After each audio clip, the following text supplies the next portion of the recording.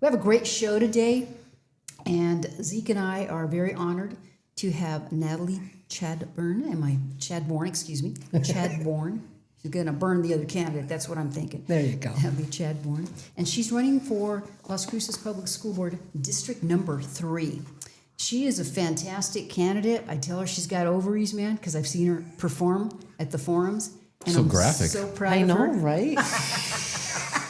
Well, I can't say she has stones because then, she doesn't have testosterone like the guys. But you're going to really enjoy this podcast. And I encourage you to share it. And maybe you don't live in Las Cruces, okay, or even New Mexico.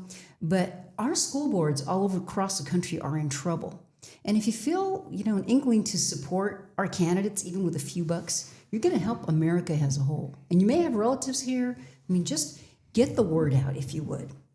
So, Zeke, I want to ask you, before we get into interviewing Natalie about the school board, maybe we should just touch on a couple of things that happen here locally, like the King's protests. Right. King's protests, Oh, that was fun, say. huh? Yeah. Yeah. And, I have to mention this. I just learned this right before we came on air. But evidently, your girlfriend, Pocahontas Elizabeth Warren, okay? If that's my girlfriend, your boyfriend's Biden. Joe Biden's your boyfriend. That's worse. I know. Oh, my gosh. Well, So Alice Biden. he may it not is. be alive, so maybe that's not. Well, I shouldn't say that. Anyway, they caught them using video from 2017 because they didn't have the numbers they thought they were going to have for this protest. Yeah. So they got kind of busted on that. But did you go down there? Did either of you go down there and I check did it not. out? I did. Yeah. Okay, give us a report, Zeke. Little Las Cruces, 115,000 people. Well, at first I was like, I don't want to go down there. I don't want to deal with any of those people. But I had a craving. for a luchador torta. It's the best torta you'll ever have. It's carne asada with chorizo, and then he puts arugula on there. Oh, it's incredibly delicious, and it's so solid. He's been making it like that for years. He's just not going anywhere. But he's only goes downtown on Saturdays, the farmers market. So Food truck. He's a great guy. So I was like, I'm not gonna let these guys deter me from my favorite sandwich, And I went incognito. I didn't want to stick out because people do recognize me usually. So I went incognito. It was packed. Nobody was afraid. In fact, there was a lot of patriots there. I saw a lot of American flags, a lot of veterans. Super interesting. Because we should explain, there's a farmer's market that every Saturday morning, and that's kind of a huge thing downtown. It's great. Great food. You can get plants. You can get drinks. It's just like a good place to go. People watch too. There's always people singing in the streets. It's just it's one of the best things at Las Cruces, honestly. Community. It really does do well with that. So I'm going to get my sandwich, and then right behind me was a protester, Antifa. He was dressed like the jean jacket, He had the whole jean jacket thing. He had his anti-Trump sign. Nobody said anything to him. It was just, he was just doing his thing. He had a couple people come up to him and thank him, and then you can tell a lot of the, veterans and American flag guys. And I recognized a lot of people there. A lot of Republicans were there, and they were kind of giving the stink eye, but nobody did anything. Nobody said anything. But I did notice, so as I was leaving, I ate and I left. A lot of California plates. A lot of California plates down there. It was very interesting. Super interesting. And then you cruise through downtown in front of City Hall. You go in front of the library, and they're kind of all there, and they kind of surround your car. They kind of want you to honk or whatever. And I didn't honk, but it's just people I didn't recognize. I didn't recognize anybody. And what was the demographics? Or older people, younger people? A lot of older people. And then, nothing wrong with that, but it's just people I don't recognize. Like, I'm born and from here. I'm born and raised here in Las Cruces. You would know somebody. I would know some. I didn't recognize not a person at all. And then, there was a couple younger people at the top end of kind of by the library, but they had a lot of piercings. I didn't recognize them either. So always at these events, since I could remember, it's always a bunch of people that I absolutely do not recognize. And then sure enough, at 1 o'clock nationwide, everybody's gone. 1 p.m. on the dot, everybody's gone. So, you can deduce whatever you want from that. But that was my experience. I love that sandwich. I will always be a lifelong fan of luchador. So you're saying the best part of that was the sandwich? Oh my God, it's incredible. I can usually eat 2 of them, but I didn't want to go overboard. The first time I tried it, it was so delicious. I ate 3 in a row. Wow. It's phenomenal. You guys are missing out. So that was my experience. Natalie, there was a lot of people there that I think pertain to you because, heck, the education's not up to par here in Las Cruces. Right. And I think a lot of these people are indoctrinated. I think a lot of these people don't really understand really how bad things are going for our children, and they want to protest for that certain political ideology. But when you're in a state like New Mexico, you're in a city like Las Cruces, and we have the worst education in the country. Everybody knows that. I talk about that all the time. and you're someone that actually wants to do something about that. And so for me, it's like these people are trying to push this ideology, be that side of the politics, but they don't look at what we're dealing with here in Las Cruces, in New Mexico. Like, these kids are getting horrific. In my opinion, it's a state of emergency. If you can't read and you can't do math and you're illiterate and you're turning to crime and there's just drugs everywhere, I mean, if you don't fix that, what do you got? What kind of society do you got? So for me, the state of our children's education and the state of our school, our classrooms, is a state of emergency. What do you think about that statement?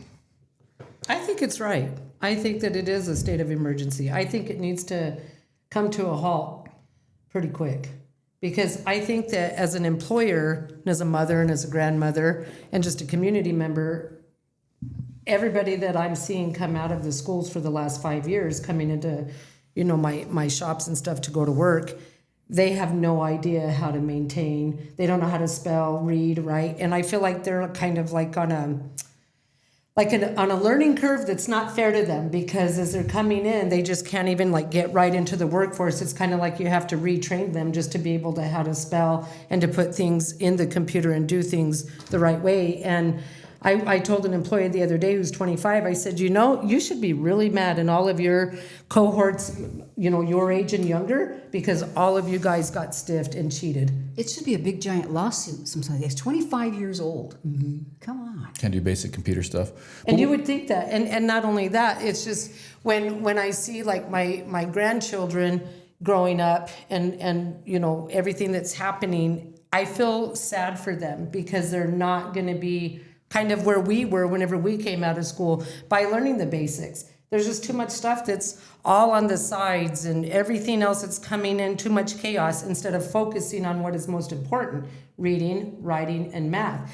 And then passing them up and just letting them go and you talk about crime. Well, by the time they're sophomores and they can't read, they can't write, they can't do this stuff, then they're upset, they're embarrassed, and so they quit school. Yep. So, we talk about this absenteeism, That's a major thing. And then there's the crime. So it kind of all flows together. And I personally just don't think that as a school board, under their watch right now, who's in there in the last few years, I don't think they've done a good job, because they're not paying attention to what's most important. And you're talking about them out protesting about other things and stuff, but I mean, really, can half of the kids even read the signs? Well, I wanted to ask, this is something I really wanted to get to, because I saw you posted on Facebook a couple of weeks, almost about a month ago, and it resonated with a lot of people, and people that, because I shared it, and people that are teachers actually liked it.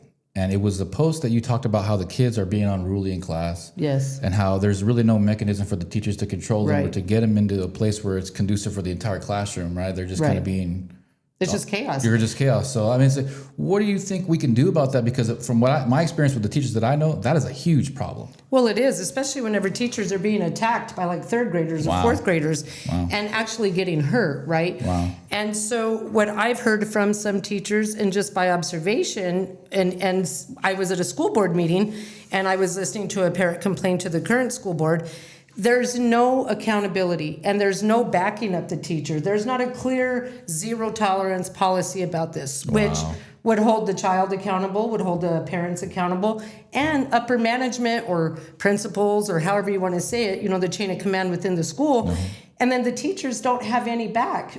They're not being backed up by their administration. And I talked to a teacher on Saturday knocking on the doors, and he said, he would give children lunch detention for misbehaving and doing these things. Okay. And then he would go to walk around and he would see him. He says, "Hey, you're supposed to be in lunch detention. Where are you?" Wow. Well, Mr. Principal so-and-so said I didn't have to. That totally undermines their authority. Are you kidding me? No, that's exactly what he said at the door. So I think that, there's all of this is an emergency. It's a crisis. All of it is. Yeah. And it needs to stop. And there's ways that we can do that with our community interaction, getting the parents involved, bringing them in. And you know what, too? Asking the kids.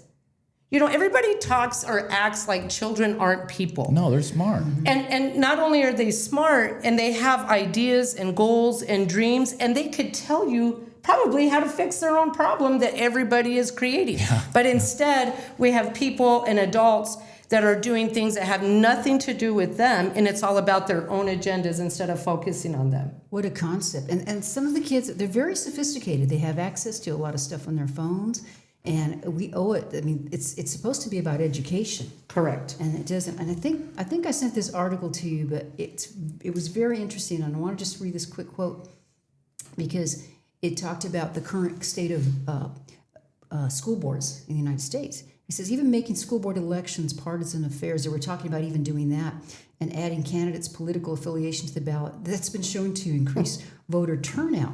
And after the election, it means training the board members to understand student learning, not just budgets and buses. And I thought that was really, really interesting because this is a nonpartisan race.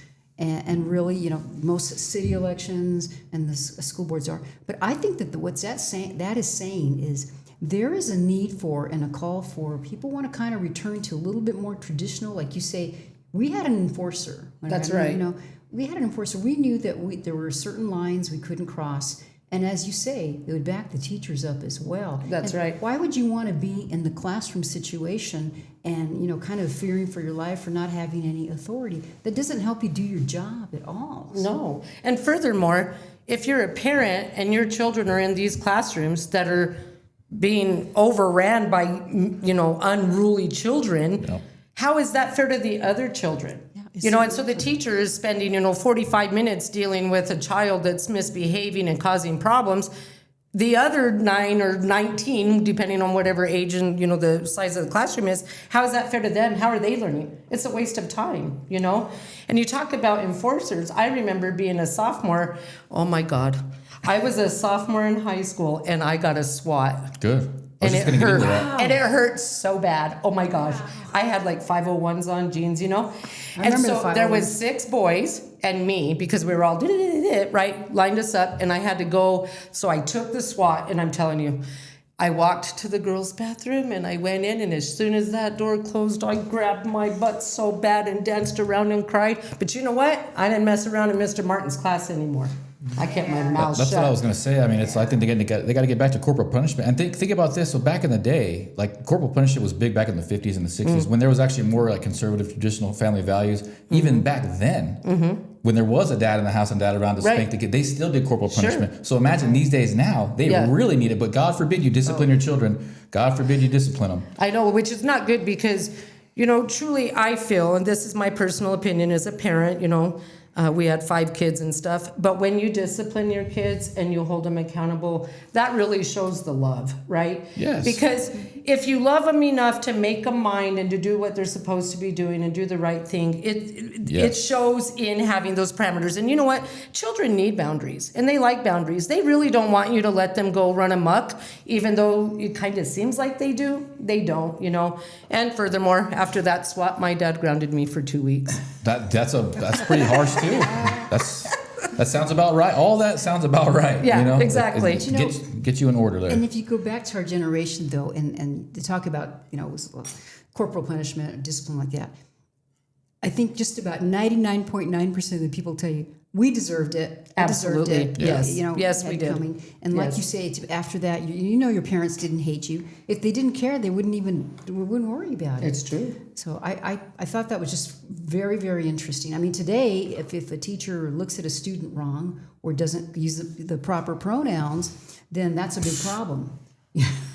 I know, and I don't think it's right. And I have a lot of empathy and compassion for teachers. As running childcare centers, whenever I first opened them, you know, back in the 90s and stuff, and we had them, and we had the children, and we taught little kids, and we had kids up to 12 years old after school programs and different things and helping. But we didn't have this kind of stuff where we were going to get in trouble or do whatever. The parents knew clearly, it was stated in our handbook that this is how we were going to handle things. And if we got to this point, then your child was not going to be allowed to go into the daycare anymore, blah, blah, blah. I love that. I love that you have that experience. Yeah. Because at the end of the day, when you win, you can actually start looking at the rules and start imposing those types of stuff for the kids and and actually be a voice for the teachers. Like, hey, that's right. You're messing with the teachers here, yes, and therefore messing with all these kids. Yes, your kid keeps messing around. We're going to be forced to use these, you know. That's right. And so that's awesome. That's such a breath of fresh air. And you had to have discipline, though, and you had to be consistent, and it had to be with everybody.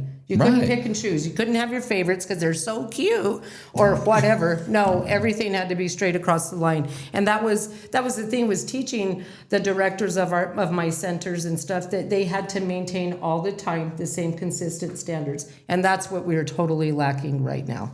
Yeah, and it keeps you out of trouble too, because if you're fair to Absolutely. everybody, you can buy the book for everybody, you That's know, correct. consistent, then that's just one less thing you got to worry about. Oh, yeah, all the way from employment to just dealing with parents, right? Yeah. Well, to know the parents, I think sometimes the parents, you know, we had a big deal, and Zeke and I have talked about it, inappropriate books in the public school libraries. And one of the arguments was, well, you know, this parent can opt out if they don't want their kid to be able to read these books, they can opt out. But do they actually tell them? Because when I went door knocking for the last time there was an election, I think 90% of the doors we knocked down, they didn't even realize that these books existed in the libraries.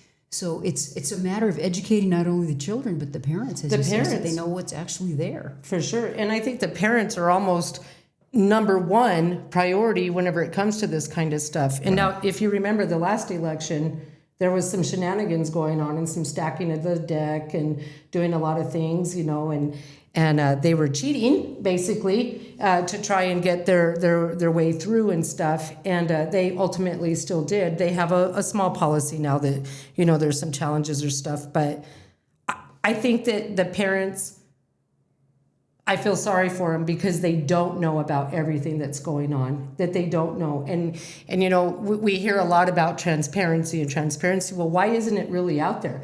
The current school boards had 4 years to put it out there and show all of this stuff. The media's been working with them also to kind of hide it. You're seeing that they don't really report the real truth, That's right? true, yeah. And so the parents are they're not being informed like they should, and I don't think it's right. And I can tell you that I would say that most of the parents, if they saw a lot of this stuff and knew what was going on, they would throw a big fit. Well, you know, that kind of brings me to a point where look, I love talking to you about this because you're actually a real person. You've done a lot, very well for yourself. You know, successful businesswoman. You're an accountant. You got experience actually dealing with children for business. And, you know, and we can talk like this, all three of us, right? Well, you go deal with the school board. If you show up at a school board meeting or you talk to someone who's actually on the school board now, they can't have this type of dialogue. They won't even admit that there's issues. They don't care that we're the last ranked state in the country. Helping the parents out because there's unruly kids. Yeah, right. They're not going to listen to that either. So there's a huge lack of common sense in our school board right now. And it's only getting imbued onto the children. The children are suffering as a result. Because I just feel like if there was some people out there that were just straight shooters that would back up the teachers and actually try to like put forth effort to get these kids a proper education, it could happen. But for whatever reason, for such a long time, I've been dealing with the school board for 5 years now. No one is. We don't have one Republican in there right now. Not one Republican, not one conservative person in there right now. It's always the same people reinvesting into these nonsensical programs. They're not evidence-based. They're just programs. Right. They're just programs that they say will work, or it's this new program. We only see the kids get worse. So I'm just kind of touting and bragging about you because you're actually someone who is an ideal political candidate in general, not just for school board, but you've done well for yourself. You're self-sufficient. You've got experience in the realm. Business owner, and you actually care. You care about the children, and that leads me to the other question. So you had a rough childhood, and I know you don't like talking about that so much, but right. I think that leads to you having such a big heart, and you actually caring about these children because you know what it's like to be left behind. You know what it's like to not be cared about to a certain degree, right? Is that right to say that? I would have to say my parents got divorced whenever I was 3. And my mother was a single mother, and she was an alcoholic. I'm not going to say she didn't care. Okay. I'm going to say that her disease took a lot, right? And my elementary school was the best because the cafeteria ladies fed me extra. Really? Yes, they did. Oh, thank God for them. Man. Yeah, I'm telling you. And I remember all of their names. I remember every single teacher. Way. Yes, I remember the janitor and his wife because they helped me. One time whenever I got left at school and it was already past dark, it was in the wintertime, and her little kids were 1 grade younger than me, but anyway, they did. They helped me. They kept me there overnight. And yes, I do know what it's like to grow up with an alcoholic parent. And then When I was 12, the state took me away from my mother and sent me to go live with my dad and my stepmom. And so that was like a whole new thing, like people that sit down and have dinner, and Oh, wow. had a bathroom inside, because where I lived in Blue Water, New Mexico, off Old Highway 66 out there, we still had an outhouse. Wow. Wow, Right? you got a story. In 1983. So let me tell you. So yeah, you know what? There's stuff, but here's the thing.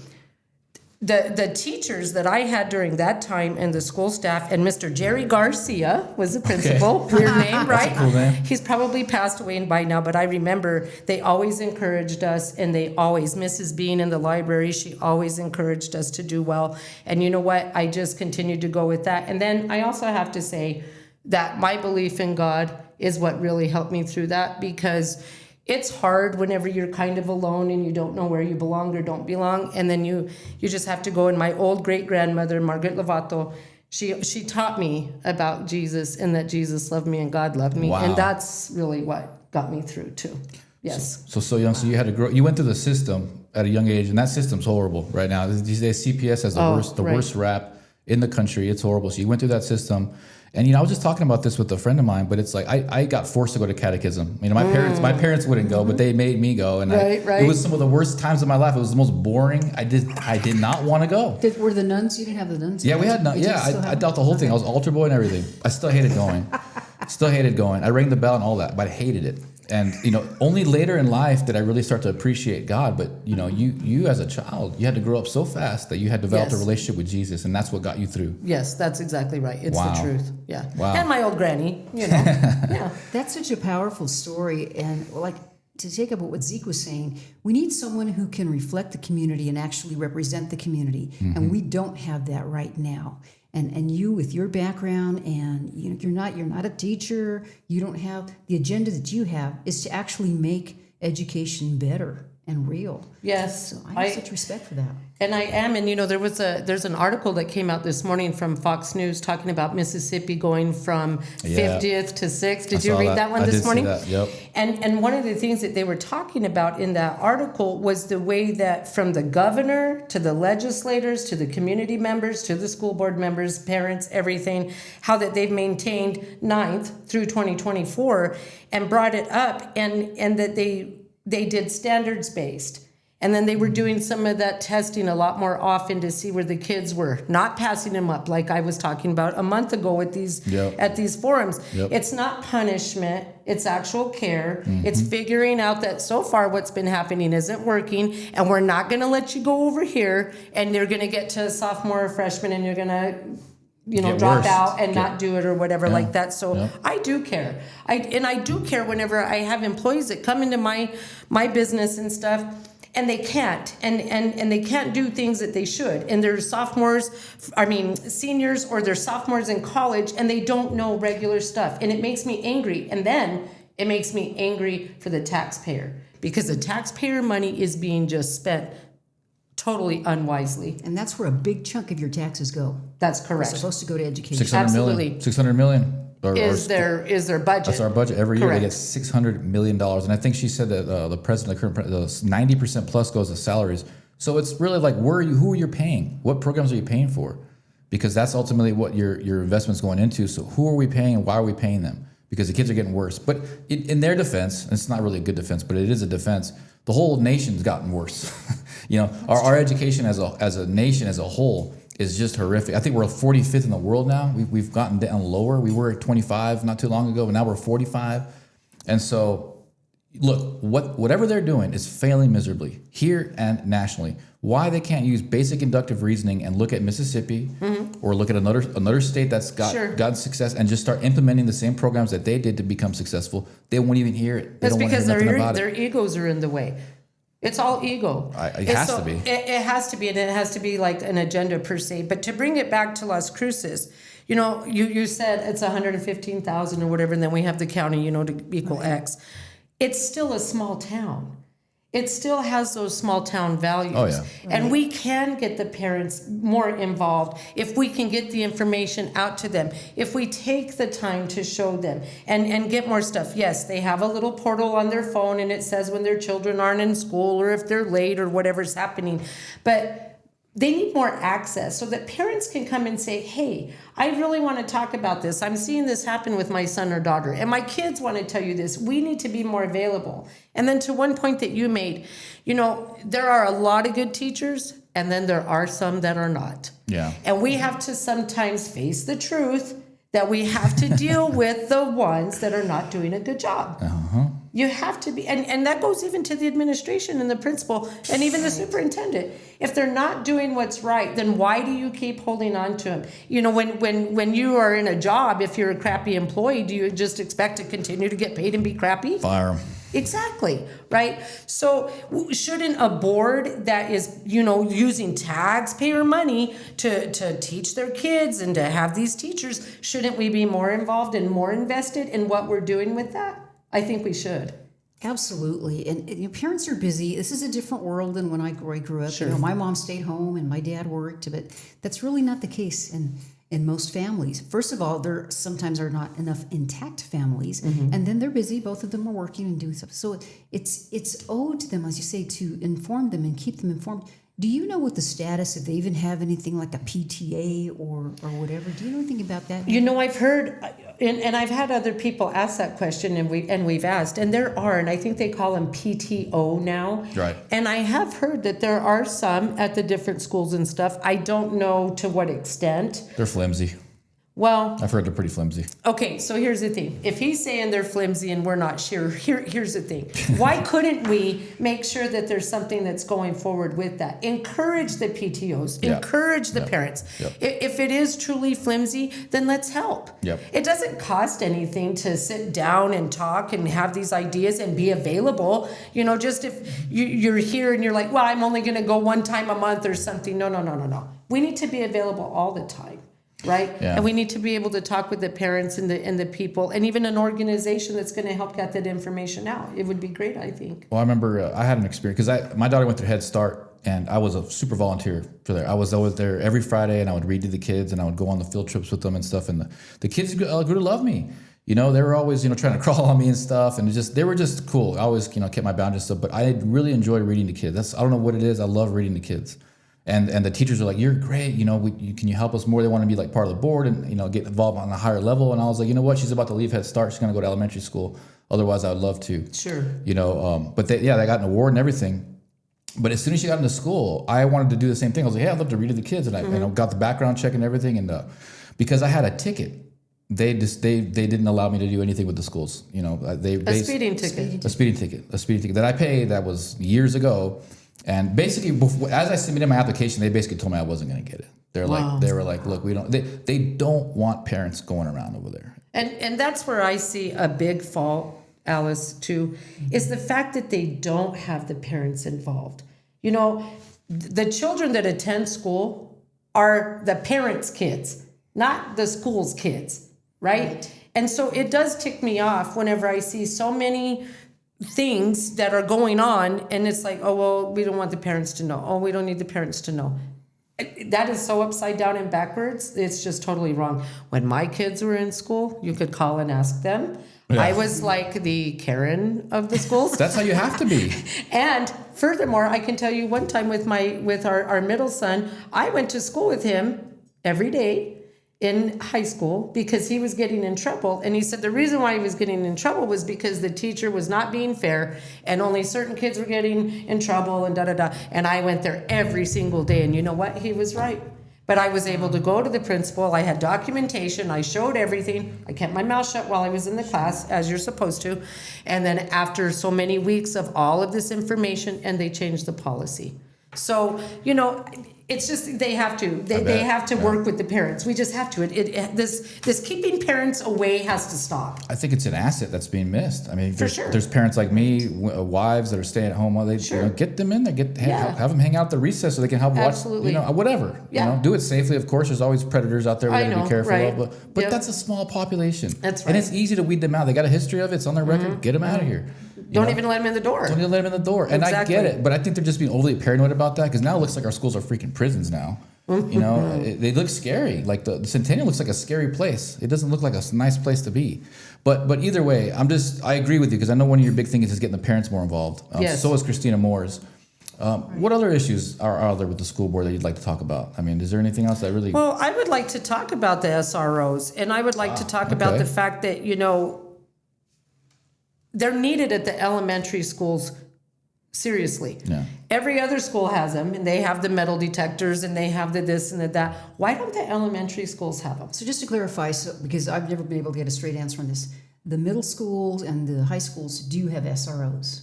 Some. Here, some, not all of them. And I honestly can't tell you 100% because I don't know what their budget is, and I don't know how many they have on contract with LCPD. That's true. So I don't know that 100%. Nobody I do does. know there's some, but see, that's why I want to get It's in. hard information to get. Yes. Yeah, and I want to find out because we need to know. And whatever the budget is, something has to be fixed so that the little kids are protected. And I agree that they look like institutions to an extent, but on the other hand, look what happens, right? We have to protect the children.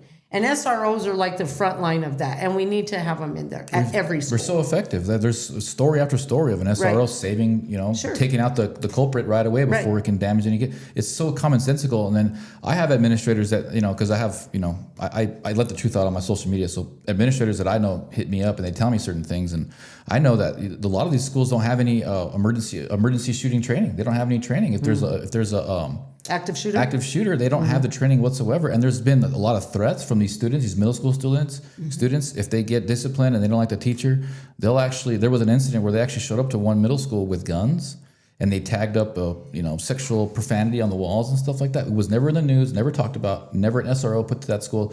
That administrator actually left because of the situation because they were threatening her because she was actually trying to implement discipline and do her job and help these kids out. Well, they retaliated. And the rest of the administration blackballed her. Wow. And this is her husband's an administrator too. So, hey, look, I hope nobody can figure out who that is. Was that pretty recent? No, that was a couple years ago. Well, So, I think my whole thought process on that is, we don't negotiate with terrorists. I like that. yeah. Yeah, See, I You like can't. that. talking You about. can't just keep letting it go. It's it's ridiculous. It has to stop. And teachers and administrators, principals, whatever, they shouldn't feel unsafe at school. No. This stuff is. And one other point about an SRO. Sometimes, as a kid growing up, that was I wasn't so lily white. When you have somebody like that you can go and talk to, they can sometimes help guide you right on out of a bad path into a good path. They're a great source of you can do better, you can do this or that, and they can help, and they're unbiased. And that would probably, when growing up, when we saw a police officer as a kid, you had respect and you knew that if you had a safety issue, you went right to them. You weren't afraid of them or feared them. And the culture has changed and is not that way anymore. And I think that would help, like you say, to change their mindset and see this is a real guy or gal and they're there for your safety. Right. So I totally support that. And just in case, SRO stands for, is it Safety Resource Officer? School resource officer. It was like safety. That's okay. I had it backwards myself. School for once. Resource Officer. Okay. Yeah, they served a School lot. resource officer. School resource. They served a lot of purposes when we were there. We had them too. I mean, it was like a positive male role model, positive authority figure, and they were encouraging. The guys, parents, if you're listening out there, it's a different time now. The schools are. These kids don't run into almost any encouragement. I mean, maybe some frivolous stuff when they're trying to get them to read and do math, but it's not like what we used to have it, where everybody, the whole village would be like, "Come on, you can do it." Like focus. Like they really sincerely care. I don't feel that same vibe anymore at all, and especially because they don't have SROs there. And I think it's good. I think it's good to have a positive authority figure. I there. do too. Positive male role model. Positive could be a female as well. I don't care. Yeah, I don't care. I These agree. kids need to be protected somehow. I agree. They are necessary. I just want to, I'm going to take a break right here. We're not done with the interview yet, but Natalie, you can reach her at, her website is Natalie, NATALIE C, okay, letter C, number 4, schoolboard.com. So Natalie C, number 4, schoolboard.com. If you want to email her, it's Natalie, the same thing, Natalie C4, schoolboard@gmail.com. She's got a great door hanger here.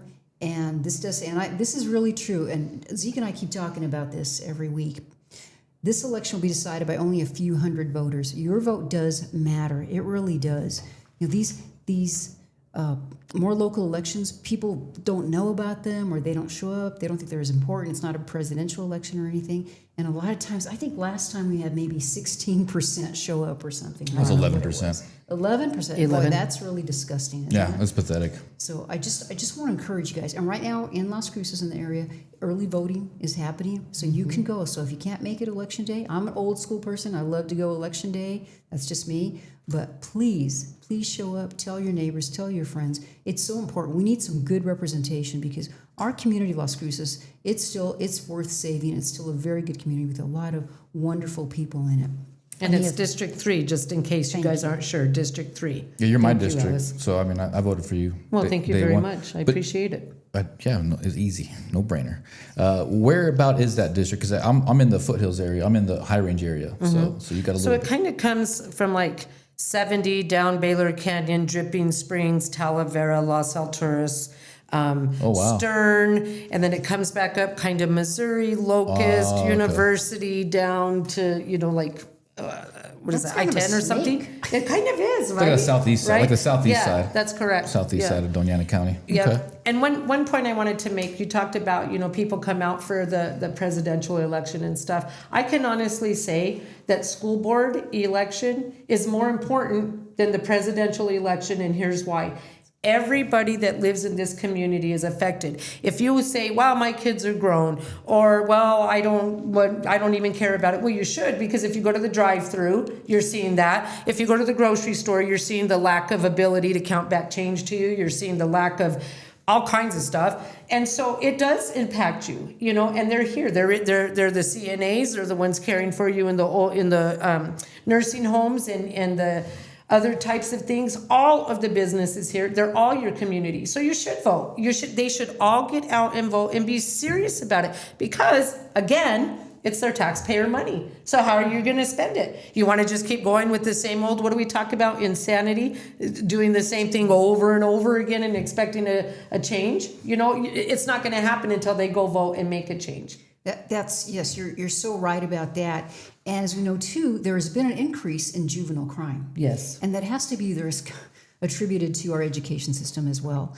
I wanted to ask, I like to ask the Las Cruces City Council candidates this one, but what do you think about when I was growing up, we had a curfew. And I did speak to the liaison officer at Las Cruces Police Department. And one thing that he told me, he says, that would be a good tool. We don't have a curfew here in Las Cruces. And so he says that would be a good tool that police officers could use. Do you have any comments on that or thoughts about that? I didn't know they didn't have a curfew. I Now, had to when my find daughter out. graduated from Mayfield back in 2014, there was a curfew. Wow, it changed. The last time I talked to her, Sometimes that was the only thing that I could tell her. Well, the cops are going to get you then if you don't come home by 11, because it was the curfew, right? And I think it's needed, and I think kids need a lot of rest. And I think that they need to eat right and all of these things. And so they need to be home in bed and not running amok. And yeah, I used it as a tool to threaten my daughter. Well, the cops will get you. it seems Yeah, to me that and they would too. They would. Well, and I won't tell you how I know about it, but it's always a joke I'd like to say. But it seems like the school board could be instrumental and promote that too. And work It could. with this department and do that. Yeah, it could. Yeah. Everybody working together in the community, it's a whole community thing. It's not just like we're supposed to I'm only going to do my part and that's it. I did my part. No, it's like a well-rounded child is the whole community be involved together, working together. Yeah, and to go back to the teenage violence thing, I think it totally has a lot to do with the education. If these kids, you don't read, you don't get to expand your mind, you don't see other types of possibilities for your own life. You don't have any confidence. Sure. And these kids, there's everyone wants to blame their parents, but the economy's tough right now, guys. All these parents are out here trying to just pay their freaking bills. So these kids, they see their mom struggling, they see their dad struggling, they see their grandma struggling. They don't know how to read, they don't know how to write. All they know is that there's drugs everywhere and they can make money. Right. So that's what they're going to go do. Yeah. And that's what they are doing. Right. That's why you see these kids getting shot up at Young's Park and all over the place, because they don't have any hope. They don't even know the possibilities of their own potential because they can't even do basic algebra. And I feel so bad for them. I think it's a direct correlation with the teenage violence and our poor education. That's just my opinion, though. Well, I do have to say that I would like to see policies changed where our curriculum is better, more high quality. our teacher training more high quality. I would like to see a lot of things being changed. And that's why I think as we could get in there and get that budget and just pick it apart. And then talk to the teachers, find out what they're needing. What could they do? Again, going back to the chaos in the classroom, teachers being attacked, other kids being attacked. That's a big problem. Nobody backing them up. We have to work on that, and we could see these policies. We can change these policies. The budget is there. It's just a matter of doing it. So we're getting you elected. Let's say you're elected to explain to our audience what is actually the function, the duties of a school board member. Well, the school board, what they do is they approve the budget, all right? And then they also hire the superintendent. So chain of command is, superintendent, principal, assistant principals, blah, blah, blah, however they do all of that. So really, and they can set policy, right? And so the biggest thing is to make sure that the money that we are receiving is going to educate the children, right? Making sure that the teachers have good competitive salaries. That's fine. That's good. Making sure that our superintendents are doing right, and everything else that is not in line with helping them be able to read, write, and do math at grade level needs to be set aside. Because it just can't keep going like this. It's just not right. So we can set policy. We can look at the budget and approve it or not approve it, kind of see what's in there to make sure that we could say, well, this is necessary or not or whatever. And then we also are supposed to hire a superintendent to monitor all of them. And to let our audience know, and I'm sure most people know this, but unlike the city council, if you become a city council member, you do get a salary, but there is no salary for you guys. You don't get even No, per diem or anything, right? I don't think so. No. What I read was it's just not a paying job, so it doesn't matter. I wouldn't worry about that. So anyone to do this, I mean, I really have a lot of respect for you just stepping up and trying to get elected. And again, I just want to plead with our audience. If you can help Natalie out, if you like what you're hearing here and can support her with a few bucks, or just calling your neighbor, maybe you live in the district or know somebody who lives in that particular district, and say, take a look at Natalie Chadborn, because It's a no-brainer. Just vote for her. It's the best Okay, choice. but I'm going to have to make another disclaimer again. District 3. I'm not sure if you guys saw how the bulletin put me as District 2. Really? Yes, they did online, Wow. and then they didn't put my picture Of course not. and all of this You stuff. did So supply a picture, we did, I'm sure. absolutely. We have all the emails to confirm it. Yeah, they've been So messing now, with me. Yeah. here's the good thing. They did go back and apologize. They fixed it online. They had some little more glitches that we had to tell them about, and then they fixed it. And then they actually, on Thursday, they put out the printed edition again with my picture, with the correct district, which is District 3, everybody. District 3, okay? And then they put like the first question that I answered in the League of Women Voters stuff, and then they sent a QR code. If you're not sure what the QR code is, you take your phone or your tablet or whatever, you hover it over it and do whatever, and it'll take you to that. Or you can go to the League of Women Voter online and you can kind of see the same thing. I kind of feel like I just want everybody to understand, because they might have missed and they haven't had an opportunity to go back. It's District 3.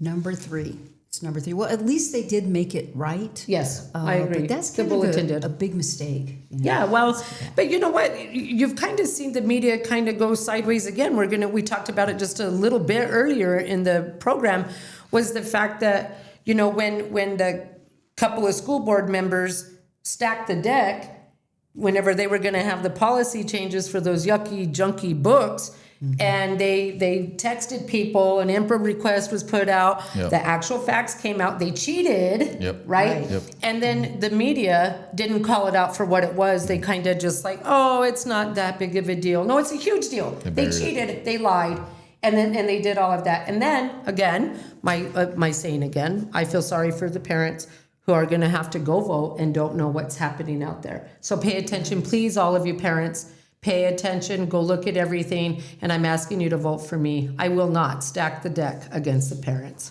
Thank you. You can even do something simple, like when all these inappropriate books, you know, I moved back here about almost 3 years ago and started finding out about this. And when you tell people, and I'm sure you've had this experience just door knocking, it's unbelievable. They don't want to believe you. Like, really? What? I know, right? What? You know? So I tell them, I said, well, I would love for you to prove me wrong. Call your school's library and find out and ask them.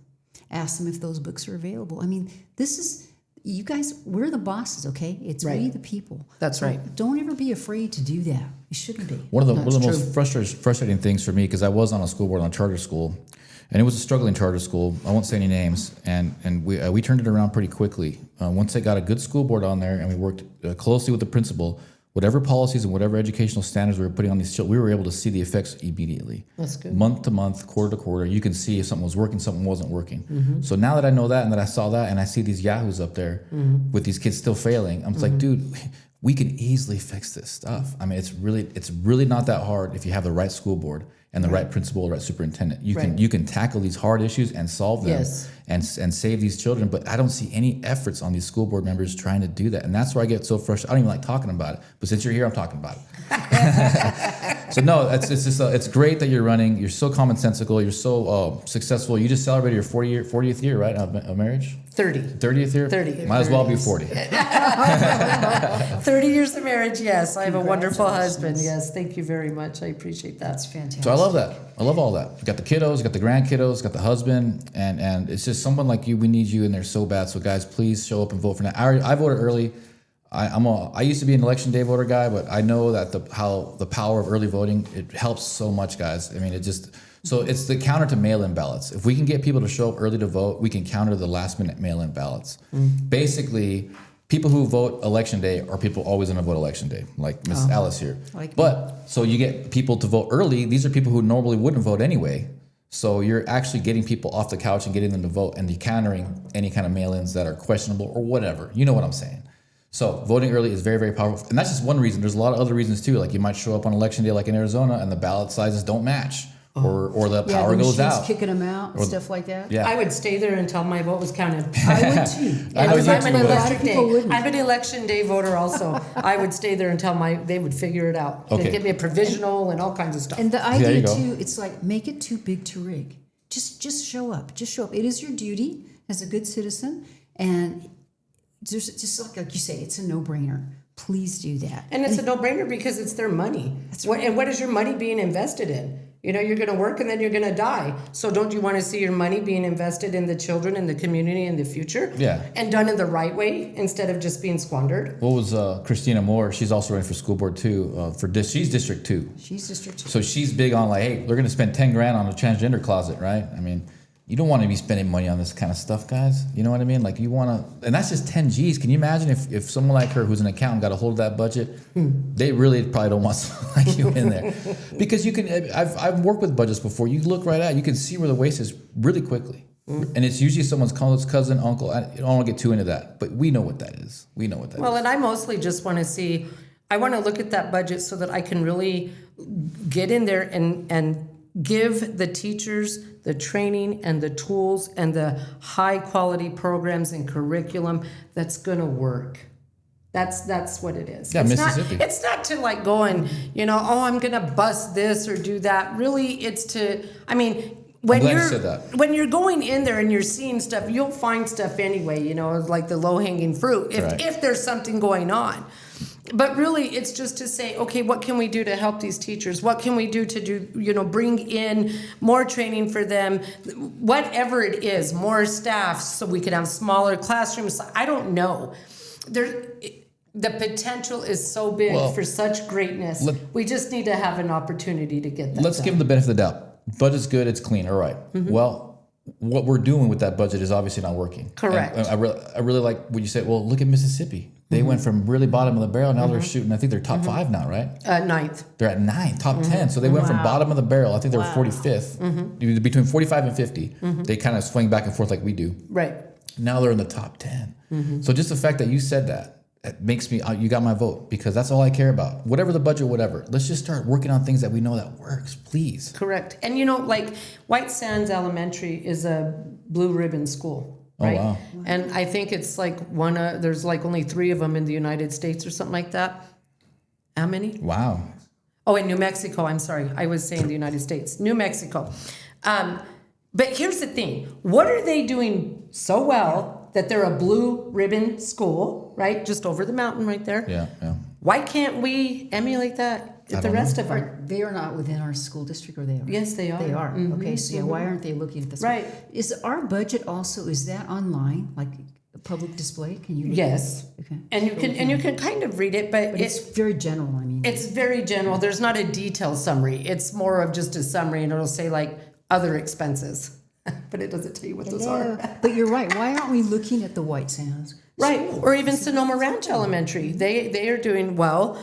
We've had some other ones that are coming up and had some improvement in the last couple of years. So for all of the ones that are not up to that par, why aren't the principals going, well, I'm going to do everything they are? You know, like, what do I need? What do I need to get to be able to bring my school up to have these kind of grades also, and to have these students that are excelling and doing so well? Or at right? least try some of these ideas. If Right. it doesn't work for your particular school, maybe you just work a little bit, Right. change something or Sure. whatever. It's like, you know, don't throw the baby out with the bathwater. Just kind of look at certain stuff and go, this is going to work for us. We could do this. We can do this. And it's all for the kids. And I don't think it's so I'm gonna walk everybody to this real quick, and you gotta walk with me, guys. So in terms of finances, Gadsden is the highest paid school district in the state. That area, that La Union area, they have their own separate thing going on there, and they get the most money for schools out of anywhere in the whole state. Second, that's another amazing place is Los Alamos. They have the most wealthy school district in the state too, as well there, and their high school is insane. It's like a freaking Tesla center. You know, and then you look at the White Sands, like you said, well, these like high-level military officers and contractors, they are demanding that their kids have a good education. Just like they're saying the way the farmers were the Gadsden area, the same way these super, high-level PhDs in Los Alamos, they're demanding that their kids have a good education.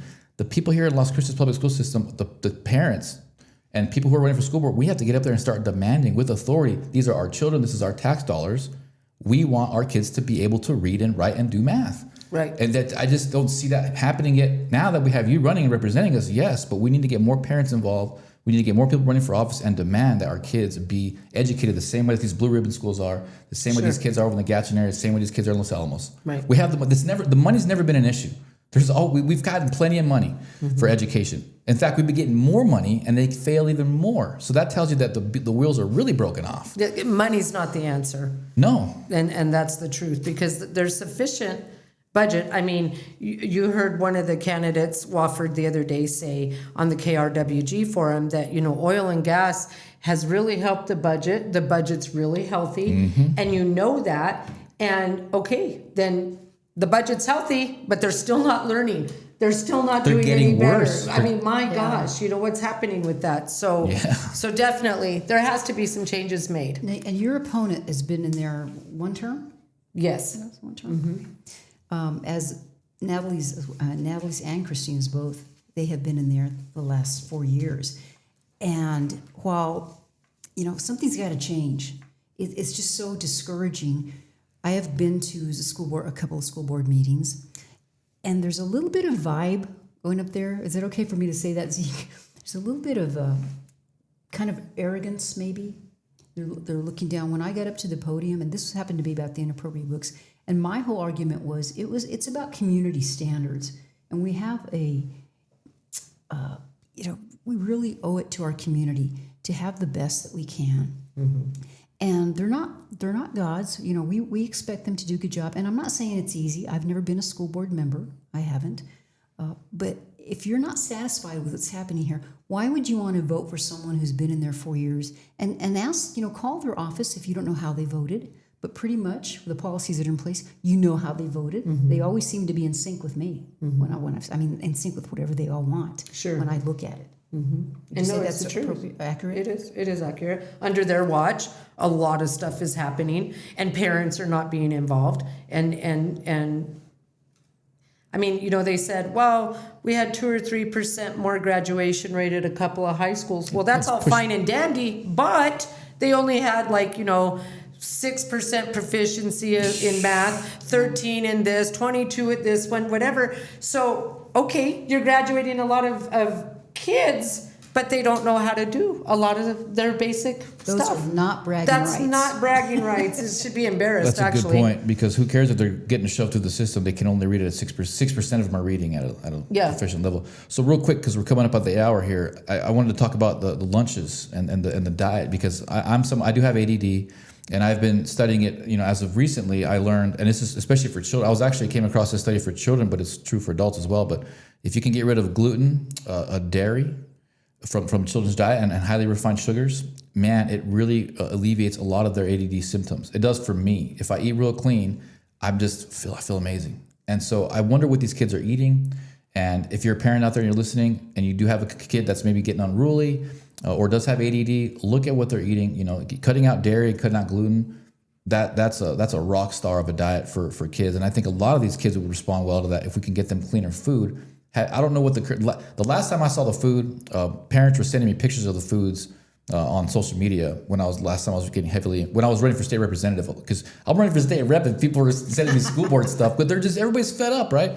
The food looked horrific. It looked worse than prison food, and that can't be healthy for them. But I did know that they do got an allocated portion of the budget to ramp up the food. So I'm assuming you're going to be on board with that as well, right?